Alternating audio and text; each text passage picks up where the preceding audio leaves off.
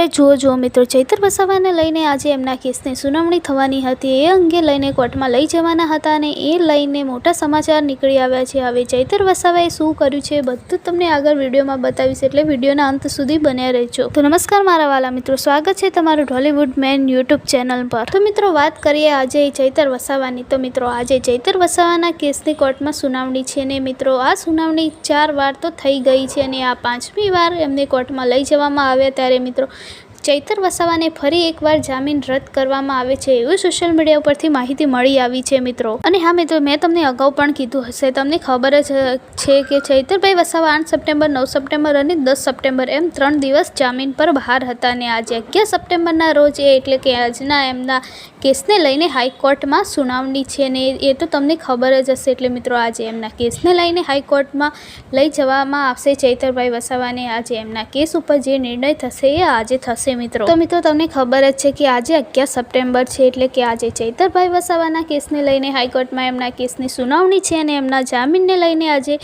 કોર્ટમાં સુનાવણી થશે કે એમને જામીન મળશે કે નહીં મળે. ત્યારે મિત્રો ચૈતરભાઈ વસાવાની વાત કરીએ ત્યારે ચૈતરભાઈ વસાવાના જામીન અંગે અરજી જે છે એ અરજી પાછી ખેંચવામાં આવશે અને ફરી મિત્રો તારીખો ઉપર તારીખો આવી રહી છે અને હવે મિત્રો અરજી પાછી ખેંચાશે એટલે ફરી પાછી નવી એક તારીખ આવશે અને ચૈતર વસાવાના કેસને લઈને. અને મિત્રો ચૈતર વસાવા જેલમાં રહે 2 મહિના અને અનેક ઉપર દિવસો વીતી ગયા છે, એટલે કેટલાય દિવસ તે જેલમાં વિતાવી રહ્યા છે અને મિત્રો ફરી એમના કેસમાં જામીન રદ કરવામાં આવશે એટલે ફરી મિત્રો એમને જેલમાં જવું પડશે અને એમના કેસ ઉપર નવી તારીખ પડશે એમના જામીનને લઈને. અને સોશિયલ મીડિયા ઉપરથી એવી વાતો ચાલી રહી છે મિત્રો કે ચૈતર વસાવાના કેસમાં જે જામીનને લઈને અરજી છે એ અરજીને પાછી ખેંચવી પડશે અને અરજી ખેંચાયા બાદ એમના કેસ ઉપર નવી તારીખ આવશે, જેથી કરીને નવી તારીખ ઉપર એમના કોર્ટમાં લઈ જવામાં આવશે અને એમને જામીન થશે કે નહીં થાય એ હજી કોઈ એવી માહિતી સોશિયલ મીડિયા ઉપરથી નથી મળી મિત્રો.